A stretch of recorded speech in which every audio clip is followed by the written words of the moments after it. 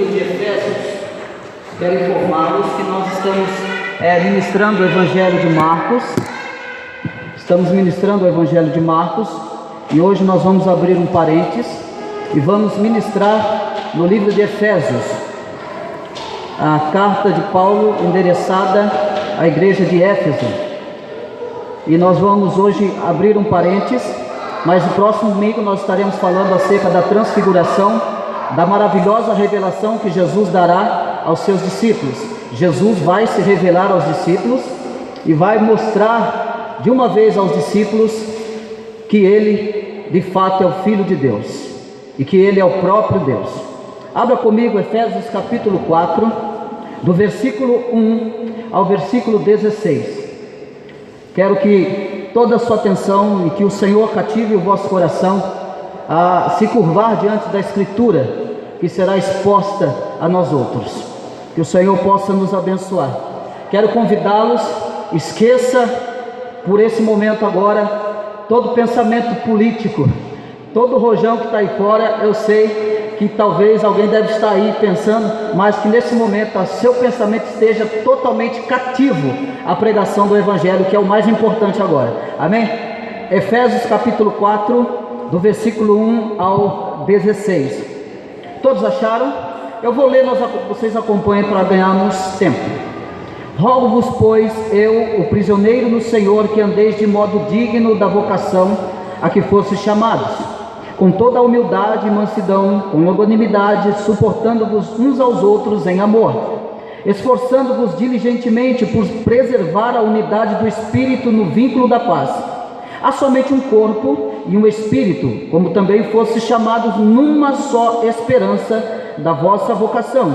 Há um só Senhor, uma só fé, um só batismo, um só Deus e Pai de todos, o qual é sobre todos, age por meio de todos e está em todos. Um só Deus e Pai, um só Senhor, age por meio de todos e está em todos. Versículo 7. E a graça foi concedida a cada um de nós segundo a proporção do dom de Cristo. Por isso diz: quando ele subiu às alturas, levou cativo o cativeiro e concedeu dons aos homens. Ora, que quer dizer subiu, senão também havia descido até as regiões inferiores da terra? Aquele que desceu é também o mesmo que subiu acima de todos os céus para encher todas as coisas.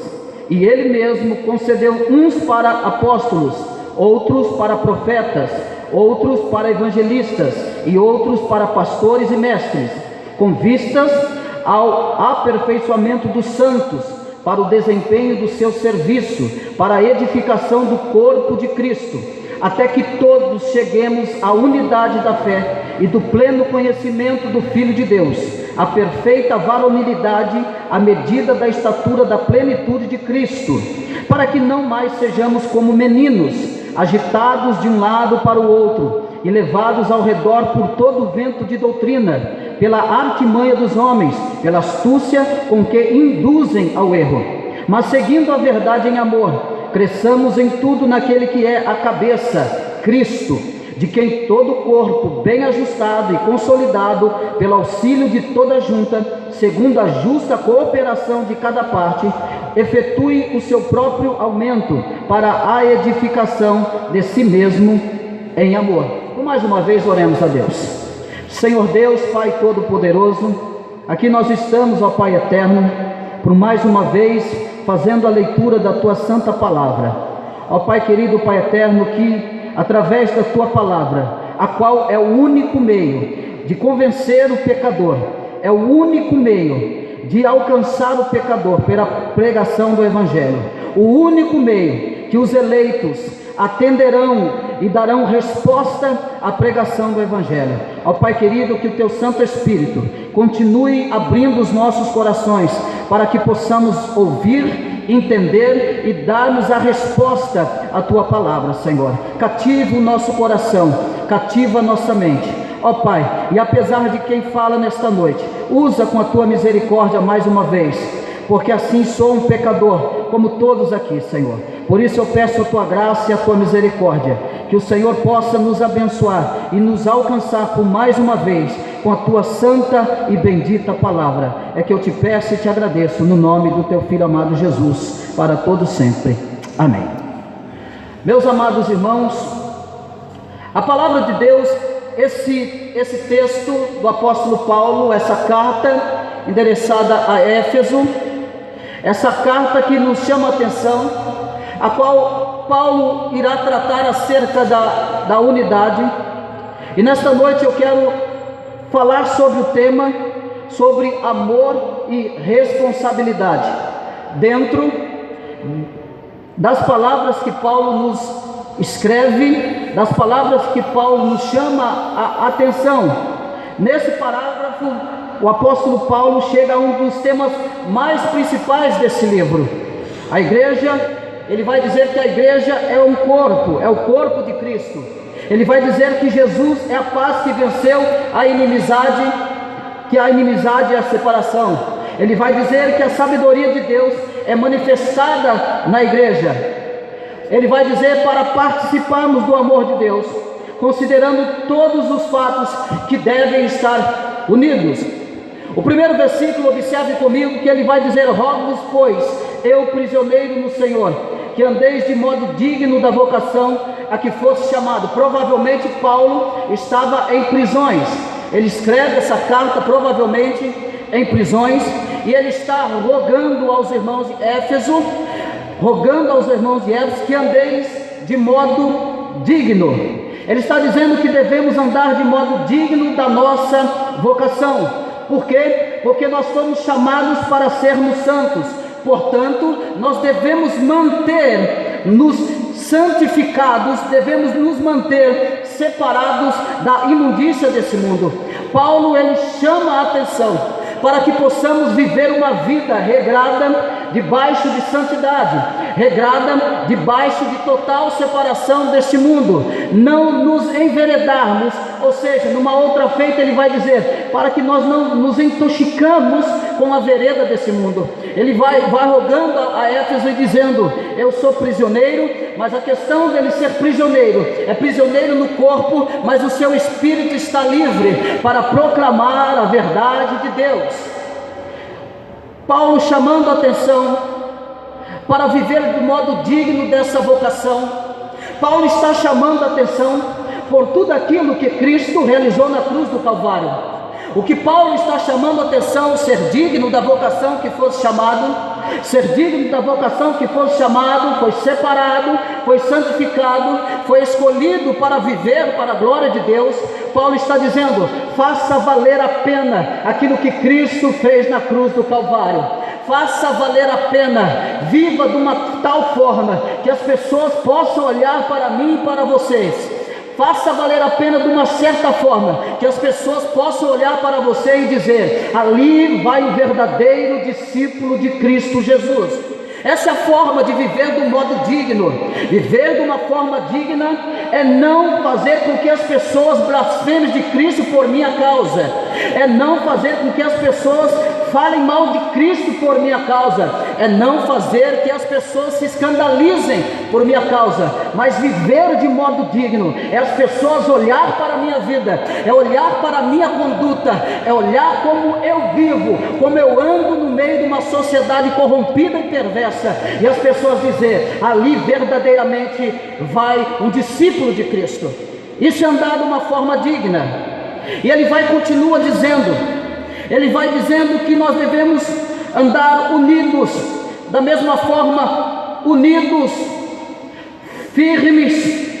E é importantíssimo observarmos o equilíbrio do Novo Testamento entre a santidade e a unidade, entre a santidade, andar em santidade, e andar em unidade, em novidade de vida. Ele diz: nós devemos andar de modo digno da vocação a que nós fomos chamados. E aí ele vai classificar, ele vai dizer, olha comigo no versículo 2: com toda a humildade e mansidão, com longanimidade, suportando-vos uns aos outros em amor. Então ele vai expressando aquilo que ele está exortando e rogando aos irmãos de Éfeso, que vocês andem com toda humildade e mansidão entre vocês. Vocês não podem se guerrear entre vocês.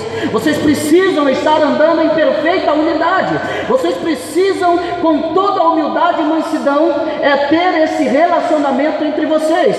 Paulo está dizendo: não pode haver contenda entre vocês, não pode haver desavença entre vocês. Vocês precisam andar em humildade e mansidão uns com os outros, com longanimidade, suportando-vos uns aos outros em amor. Paulo chama a atenção para essas qualidades de unidades. Paulo está nos mostrando como que nós chegaremos a essa unidade. Chegaremos com toda a humildade e mansidão. Chegaremos com longanimidade. Chegaremos suportando-nos uns aos outros em amor. Lembre-se do tema: amor e responsabilidade. Eu devo amar, mas eu preciso ter as responsabilidades. As minhas responsabilidades, as nossas responsabilidades, está inserida no primeiro versículo. Nós devemos andar de modo digno da vocação que fomos chamados. Nós devemos andar em amor, mas há a responsabilidade desse chamado. As responsabilidades é fazer valer a pena o sacrifício de Cristo, é se lembrar do que Cristo fez. Por causa do homem pecador, Cristo deixa toda a sua glória, e Ele desce o lugar mais baixo que Ele poderia descer nesse corpo. Ele desce nessa terra para salvar a mim e você, pecador. E nós devemos viver e responder a esse sacrifício de modo digno, com aquilo que nós fomos chamados. Ele vai dizer, irmão Safeito, que fomos chamados para a sua glória.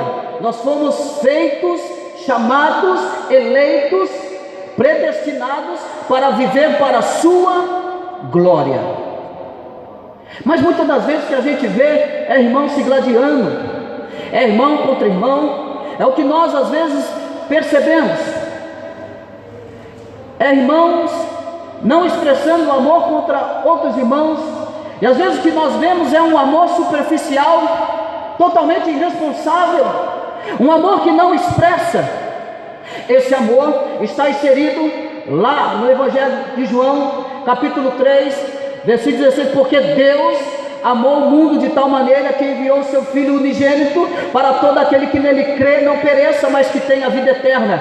Deus, Ele não só amou com palavras, mas Deus amou com ação. Da mesma forma que Deus não só falou e agiu, da mesma forma Paulo está nos expressando de que forma nós viveremos esse amor e essa unidade. Sem humildade, sem mansidão, sem longanimidade, sem suportarmos uns aos outros em amor, essa unidade, esse amor e essa responsabilidade com esse chamado não acontecerá. A igreja só cresce quando há essas duas evidências, amor e responsabilidade. A igreja só progride, a igreja só avança quando há amor e responsabilidade entre o meio da comunidade.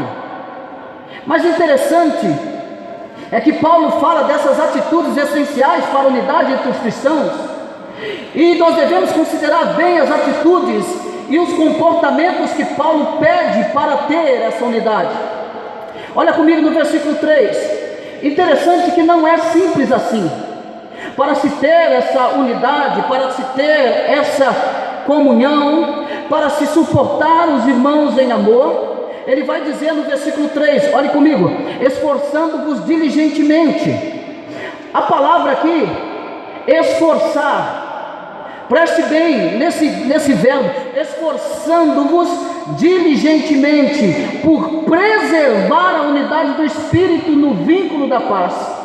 A primeira coisa é toda a humildade, ou seja, a primeira coisa é ter modéstia em pensamentos e comportamentos. A segunda coisa é a mansidão, ou seja, bondade e submissão. E esta atitude não disputa com Deus, porque aceita a autoridade dele. Em relação ao homem, é tolerante a ponto de poder perdoar. A terceira coisa é a longanimidade, ou seja, ele está falando de paciência, ele está falando de tolerância, de perseverança, não facilmente provocado. Ele diz: esforçando-vos diligentemente. Eu me lembro de quando nós iniciamos, para chegarmos até aqui hoje. Eu me lembro quando eu cheguei na casa do presbítero Ageu, e o culto era ali na garagem, e nós sempre, a nossa palavra era sempre perseverança. Vamos continuar lutando, vamos continuar unidos e avante, não vamos desistir. Lembro que nós orávamos, lembro que nós lutávamos, e o resultado de nós estarmos aqui hoje, nesse salão, nesse novo lugar de culto, o resultado foi da unidade, o resultado foi da perseverança, o resultado foi da paciência, o resultado foi de se esforçar diligentemente por causa da causa de Cristo, é dar continuidade ao que os apóstolos iniciaram. Nós estamos dando continuidade naquilo que os apóstolos continuaram dando, é ser diligente, é nos esforçarmos para que a obra cresça, é nos esforçarmos diligentemente, é termos paciência, tolerância, perseverança, é perseverarmos. Talvez alguém diga assim: mas eu não acredito numa igreja, nessa unidade toda que você está pregando aí, eu não acredito numa igreja, numa comunhão dessa. É possível, irmão Cristian? Sim, é possível, quando a igreja decide, quando a igreja quer, quando é uma igreja que busca a santificação, quando é uma igreja que busca a verdade, quando é uma igreja que busca a transparência. É possível sim, o mundo olhar para essa igreja e ver a luz de Cristo em cada membro, em cada criança, em cada irmão, em cada irmã. É possível nós sairmos aí fora e as pessoas ver Cristo em cada irmão. Aqui está o cerne do crescimento da igreja: nos esforçarmos, lutarmos para manter a nossa plena comunhão, sem brigar uns com os outros, sem gladiarmos uns com os outros. O apóstolo Paulo vai dizer que a nossa luta não é contra a carne nem contra o sangue, não é contra meu irmão, não é contra o meu próximo, mas a nossa luta é contra os principados e potestades do ar. Não, nós estamos numa mesma guerra, nós estamos no mesmo propósito, que era avançar com o Evangelho de Cristo, que é propagar o Evangelho de Cristo. E nós temos que nos fortalecer em santidade, nos fortalecer nesse vínculo da paz, que é a graça de Cristo em nós. Olha comigo o versículo 4: há somente um corpo e um espírito, como também fossem chamados numa só esperança da vossa vocação. Vocês foram chamados, assim como há um corpo e um espírito, como também fossem chamados numa só esperança da vossa vocação. Ele está dizendo desse esforço. Há um só Senhor, uma só fé, um só batismo, um só Deus e Pai de todos, o qual é sobre todos, age por meio de todos e está em todos. Essa é a natureza espiritual da unidade.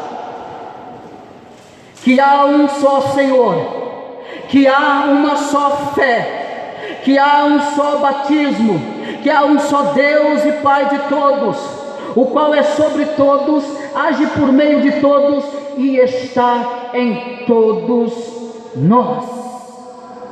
Age em nós e está em todos nós. Cristo é a cabeça da igreja, Cristo é a cabeça da igreja, e nós fazemos parte, nós somos os membros desse corpo, e Cristo é a cabeça. Cristo deve ser o centro da igreja. Há uma só fé, há um só batismo, há um só Deus, Pai de todos, o qual é sobre todos e que age por meio de todos e está em todos. Cristo age por todos nós. Todo aquele que está do teu lado, Cristo está agindo nele. Cristo age na Dona Antônia como age na Dona Lúcia, que está lá na outra ponta. Cristo age em todos nós. É através de nós, é através da sua graça, é através da sua obra que continua sendo gerada em nós. É a obra da regeneração, é a obra da perfeição de Cristo sendo gerada em nós. Ele está agindo em cada um de nós, e quando nós atingimos a plena perfeição, nós estaremos lá com Ele na glória para todo sempre. A questão é que deve ver o amor e a responsabilidade, entender que não há diferenças de deuses aqui, é um Deus só que nós servimos, é o mesmo Deus, a unidade do Espírito. Então o Espírito Santo revelou a mensagem para Paulo e para os outros, a mesma palavra que eles representaram, a mesma palavra que repassaram, que eles viveram, que eles pregaram. Eles então passaram para nós. A unidade que Deus quer não é uma unidade também carnal. Deus não quer também uma unidade carnal. Deus não quer que essa unidade carnal venha nos unir. Não é essa unidade que Ele quer. O vínculo da paz é a paz que vai seguir também os seguidores de Cristo. Deus não quer essa unidade carnal. Mas, irmão Cristo, que unidade é essa carnal? Que unidade é essa? Deus não quer que nós nos relacionamos carnalmente falando. Deus não quer que a fonte principal da nossa unidade seja os nossos atrativos carnais. Vou te dar um exemplo. Ó irmão, vamos fazer um churrasco. Isso é bom, é ótimo, mas não deve ser o fim principal. Irmão, vamos fazer um churrasco para a gente unir a igreja. Esse não é o fim principal da igreja. Não é essa unidade, não é esse meio de unidade que Cristo quer para a sua igreja. Não, não. Observe você que quando se fala de churrasco, observe você quando se fala de uma festa, parece que nem precisa chamar, mas quando se fala de orar, quando se fala de jejuar, é Pedro, Tiago e João. Ou eu estou falando besteira? Se eu tiver, levanta a mão aí e fala, você está errado. Não é esse vínculo, não é essa unidade que Cristo quer. Não. Cristo quer a unidade na santidade. Cristo quer a unidade na renúncia. Cristo quer a unidade nos joelhos dobrados e a cara no pó. Cristo quer a unidade no jejum e na oração. É essa unidade que Cristo quer que o seu povo busque, zele, se esforce com diligência para buscar, para que esteja pronto. Lembre que o apóstolo Paulo vai falar sobre a armadura de Deus. Revestir-vos de toda a armadura de Deus, para que possais resistir firme no dia mau, e havendo feito tudo, permaneceis firmes. Revestir de Deus. A igreja precisa revestir de Deus. A unidade da igreja não pode se basear em encontros carnais. O encontro é muito bom, mas não deve ser algo cotidiano da nossa vida. O que deve ser cotidiano na nossa vida é oração. O que deve ser cotidiano na nossa vida é os nossos encontros de oração. Me permita dizer a você, vai aqui uma exortação. Por exemplo, sexta-feira nós tivemos encontro de oração na casa do irmão, e é para nós orar, Pedro, Tiago e João.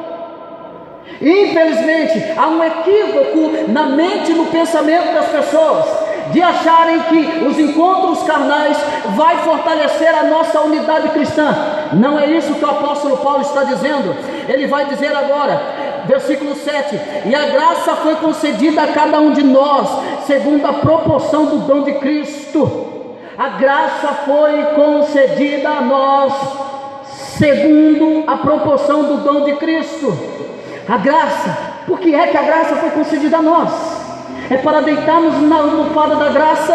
Paulo vai dizer no livro de Gálatas, porventura, por causa da graça, vamos dar lugar à carne? De modo nenhum. pelo contrário, vamos fazer valer a pena a graça que recebemos de Jesus Cristo. Por que será que eu não consigo pender mais e me inclinar mais para as coisas do Espírito? Por que será que eu não consigo incentivar o meu próximo, o meu irmão, a orar comigo? Por que será que eu não consigo chamar o meu irmão? Irmão, vamos fazer uma campanha de jejum e oração pela igreja, pela vida dos oficiais. Por que será que eu não consigo? Porque enquanto eu não entender que o vínculo da unidade é simplesmente, unicamente pelos meios da graça. Cristo nos deixou os meios da graça. Qual é? A sua palavra, a oração, a consagração. Esses são os meios para que a igreja cresça. Igreja de Cristo, eu desconheço uma igreja que avance sem santidade, sem santificação, sem palavra de Deus, sem jejum e sem oração. Eu desconheço uma igreja rica na graça, que não busque diligentemente, com toda humildade, mansidão, com longanimidade, suportando uns aos outros em amor. Eu desconheço uma igreja que cresça sem praticar essas tais qualidades que Paulo está nos apresentando. Eu desconheço.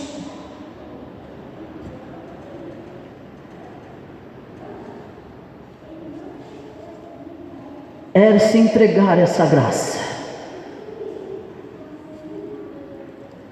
Eu quero chamar a sua atenção que Cristo, tudo que Cristo fez, a grande história está lá no livro de Gênesis. Na eternidade, Ele arquitetou um plano. Primeira coisa, Deus não foi pego de surpresa. Ele arquiteta um plano sabendo que o homem ia cair. E Ele prepara um plano de redenção. E quem se apresenta? O Filho de Deus. O Filho de Deus é o meio e o caminho, e que levou, e Paulo vai dizer aqui, e que levou cativo o cativeiro. Sabe o que era? A nossa escravidão. Ele levou sobre si, Ele levou sobre os seus ombros. Hoje nós somos alcançados pela sua maravilhosa graça. Falávamos hoje de manhã sobre regeneração e salvação aqui de manhã. Ele levou sobre si. E hoje temos as condições de sermos alcançados pela sua maravilhosa graça. Mas não é para vivermos a nossa vida carnal, mas é para vivermos unidos, nos esforçando, nos amando, nos suportando, para a glória do seu nome. A cada um de nós foi concedido um dom. A cada um de nós fomos chamados para viver para o plano da sua glória. A cada um de nós fomos chamados para que o nome dele seja glorificado e a sua mensagem seja anunciada e proclamada. Não vamos abusar da graça que foi concedida a nós. É a paz que liga os seguidores. Um corpo. Jesus então é a cabeça da igreja. Ele não governa as igrejas humanas que desrespeitam a palavra dele.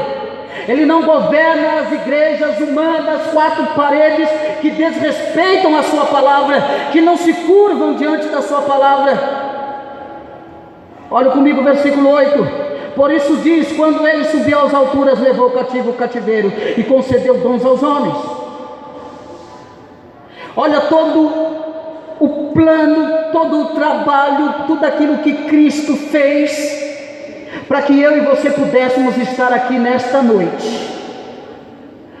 Esse privilégio não é para quem quer, esse privilégio é para quem Ele escolheu, para quem Ele elegeu. Se alegre, meu irmão, porque você está incluído nesse privilégio, você está incluído nesse plano. Você foi concedido o dom, Ele te deu o dom, e esse dom é para você expressar no meio da sua igreja, é para você alcançar o seu irmão que está do teu lado com esse dom que Ele deu graciosamente, sem você ter feito nada. Ele diz: quando ele subiu às alturas, levou o cativo o cativeiro e concedeu dons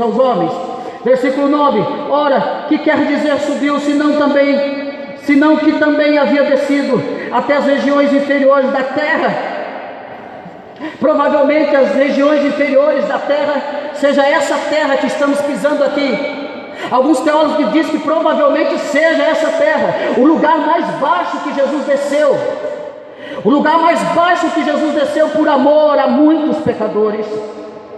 Versículo 10: aquele que desceu é também o mesmo que subiu acima de todos os céus, para encher todas as coisas. Versículo 11: e ele mesmo concedeu uns para apóstolos, outros para profetas, outros para evangelistas e outros para pastores e mestres.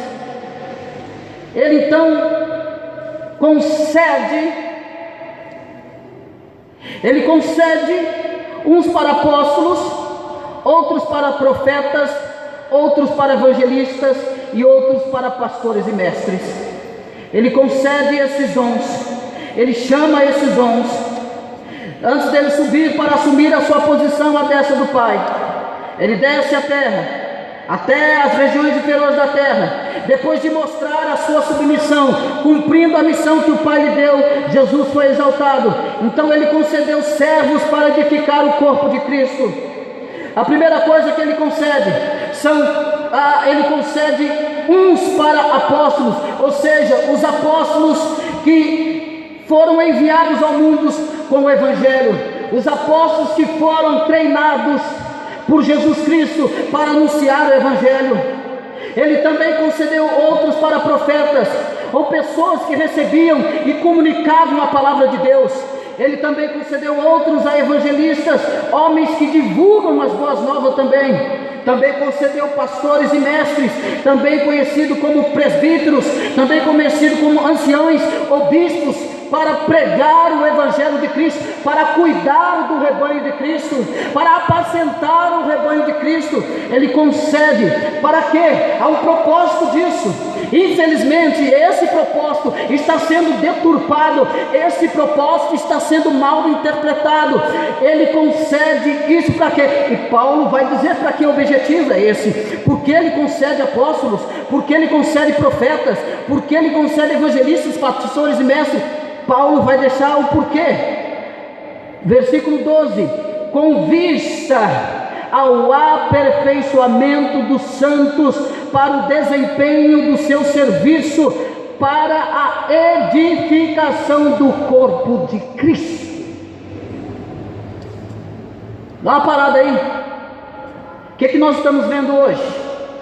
No cristianismo contemporâneo, o que a gente vê?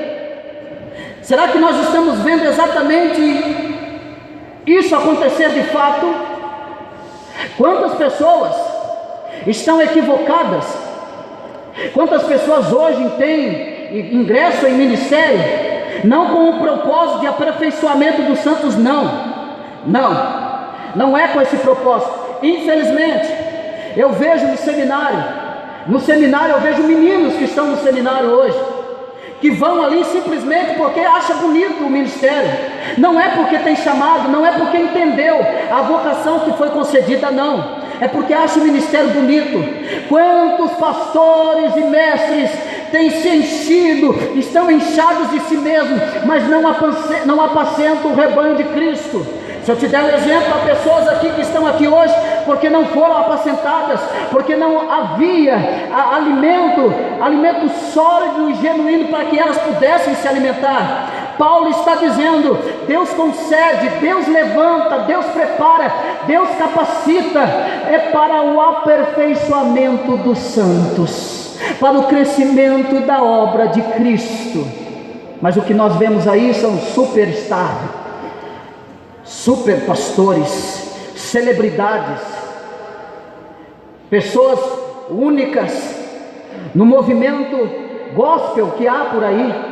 O que nós vemos não é o aperfeiçoamento, porque quando você anda no meio dessa multidão que ouve esses pastores, essas pessoas estão vazias de evangelho, essas pessoas estão vazias de Cristo, estão vazios de vida.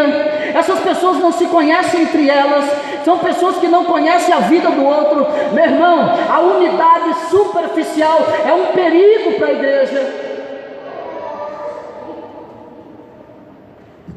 Nós não podemos de forma alguma sermos indiferentes com a vida do nosso irmão. Viver em unidade é eu conhecer o meu irmão a fundo, é eu entender as lágrimas do meu irmão, é eu me doar pelo meu irmão, é chorar com ele.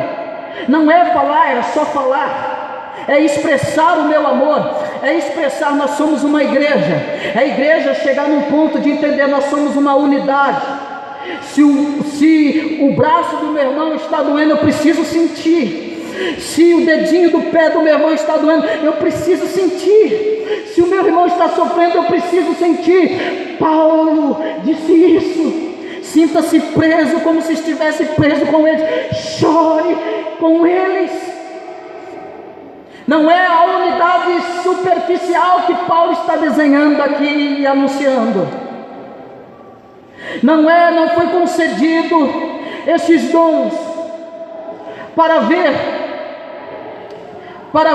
coisas próprias para si mesmo, com vista ao aperfeiçoamento dos santos para o desempenho do seu serviço, para a edificação do corpo de Cristo. A igreja precisa ser edificada com a palavra, a igreja precisa ser edificada por esses que Deus levantou, a igreja precisa ser edificada por esses que são considerados líderes. Mas muitas das vezes que a gente vê são líderes egoístas, egocêntricos, humanistas, que não preocupam com o rebanho, que não têm piedade do rebanho. Paulo também diz que viriam pastores, lobos devoradores, vestidos de ovelhas, que não teriam piedade do rebanho. Nós estamos vivendo isso hoje. Ligue a televisão, olhe a mídia, olhe as coisas que estão acontecendo, e você verá que verdadeiramente estamos vivendo os finais dos tempos. Homens preocupados em enriquecer, homens que pregam para se enriquecer, homens que abrem portas e portas de igreja para enriquecer. Não é para o aperfeiçoamento dos santos, não é para a edificação do corpo de Cristo. E quando você olha as pessoas que estão sob o cuidado deles, entre aspas, são pessoas anêmicas, vazias, sem evangelho, sem esperança, mas totalmente egoísta, esperando um Deus como um Papai Noel, que a ponto de trazer presentes, ou uma máquina que você coloca um dinheiro e compra o que você quiser. É esse Deus que está sendo pregado, é esses líderes que estão apresentando esse outro tipo de evangelho. Mas esse evangelho aqui verdadeiro, o apóstolo Paulo diz, é para o aperfeiçoamento, é para a edificação do corpo. Versículo 13, olha comigo: até que todos cheguemos à unidade da fé e do pleno conhecimento do Filho de Deus, a perfeita varonilidade e a medida da estatura da plenitude de Cristo.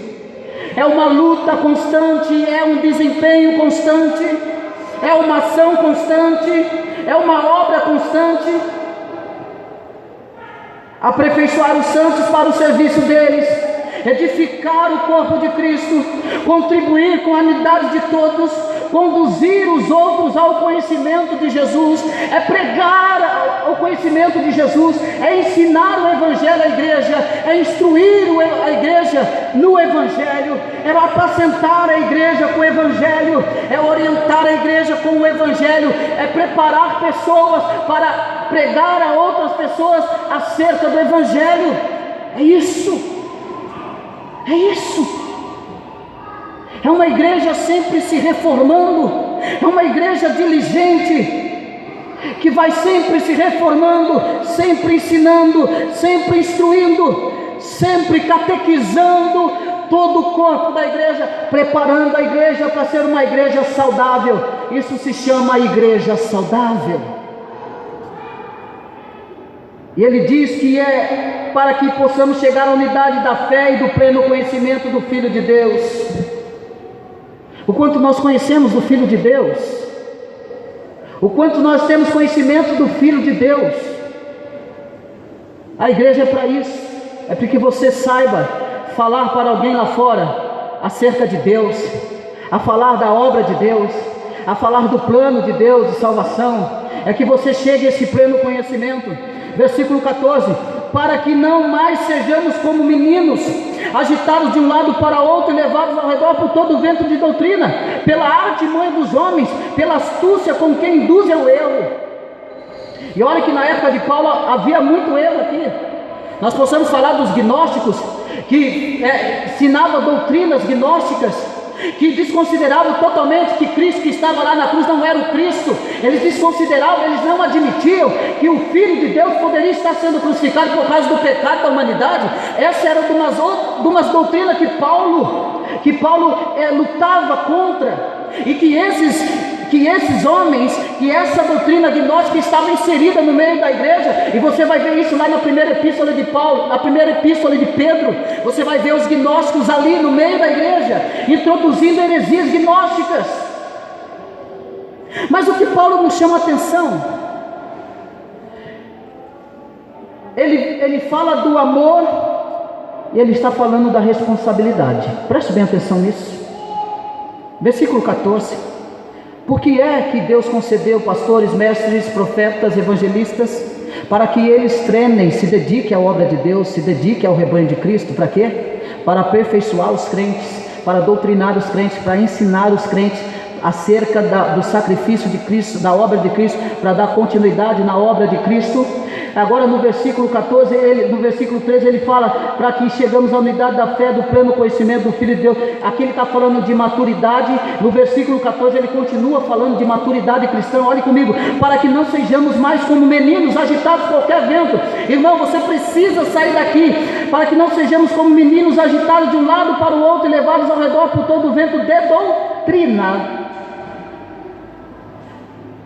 Tem que chegar nesse pleno conhecimento, tem que chegar nessa responsabilidade de instruir, de ensinar, viver uma unidade em amor, em responsabilidade, mas viver uma unidade em amor em amadurecimento espiritual. Ele está dizendo para que não sejamos levados por outros ao redor por todo o vento de doutrinas. É como se Paulo dissesse assim: olha, para que vocês tenham um sensor aí, quando vocês ouvirem alguma coisa, opa, meu pastor ensinou para a gente. Nós temos aprendido aqui de quinta-feira, e o Senhor tem nos ajudado e nos agraciado acerca das bem-aventuranças do Sermão da Montanha. Estamos falando acerca da lei. Encerramos nessa quinta acerca de adultério, e adultério como recasamento como adultério. E nós temos falado acerca do reino, as éticas do reino de Cristo, a justiça e a ética cristã. E o Senhor tem nos instruído e tem nos ensinado. O apóstolo Paulo está dizendo para que nós não sejamos levados por qualquer vento de doutrina. Aqui é um quartel que nos preparamos, nos revestimos da palavra de Deus, nos revestimos em unidade não superficial, mas em amor. Nós lutamos diligentemente, nós nos esforçamos na unidade, nós buscamos a palavra de Deus, nós procuramos viver a palavra de Deus, porque há só um Senhor, há uma só fé, há um só Deus que é Pai de todos. E o apóstolo Paulo diz: vocês precisam se revestir disso, para que vocês estejam prontos e não sejam intoxicados com a vereda desse mundo, com as heresias desse mundo, com as doutrinas erradas desse mundo, e sendo levado pelas artimanhas dos homens, pelas astúcias com que induzem ao erro. E a gente vê as pessoas que vão de baseada, que vão ao erro, estão induzidas ao erro, e acreditam, e elas acreditam de verdade que estão certas. O evangelho é totalmente adulterado em cima do púlpito, e eles acreditam que verdadeiramente o evangelho está sendo pregado. As pessoas confiam tanto nesses homens que agem de artimanhas, de belas palavras, e elas acreditam verdadeiramente que é o evangelho. O problema é que essas pessoas acreditam tanto nisso que eles nem sequer abrem a Bíblia para acompanhar se o pregador está pregando verdadeiramente a palavra de Deus. Eles não se preocupam em ver se verdadeiramente aquilo que está sendo pregado está escrito. Paulo chama a atenção: então vocês estejam preparados. Mas ele diz ainda, mas tem mais, versículo 15: mas seguindo a verdade em amor, cresçamos em tudo naquele que é a cabeça, Cristo. Então Paulo ele faz um jogo entre amor e responsabilidade na caminhada cristã.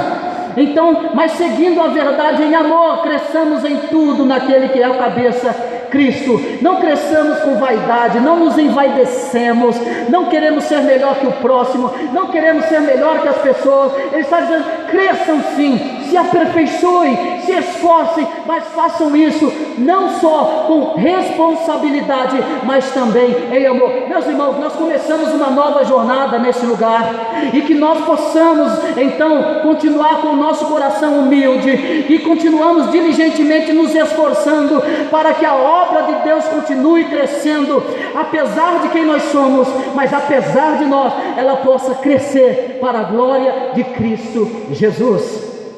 Cada um de vocês é um discípulo de Cristo.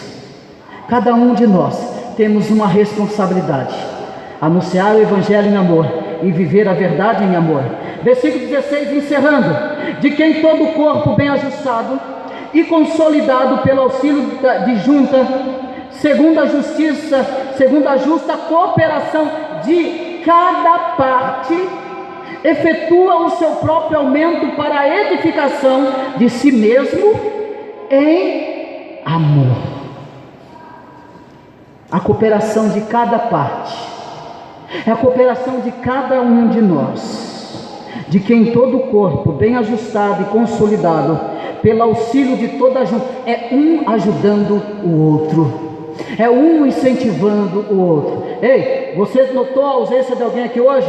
Quando você chegar na sua casa, ligue e diga a ele: senti a sua falta.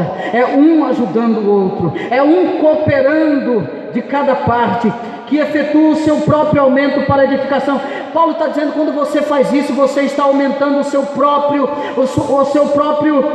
própria intimidade, a sua própria edificação. Você não só edifica você mesmo, como edifica o demais. Todos os membros devem contribuir para a edificação do corpo de Cristo, que é o cabeça.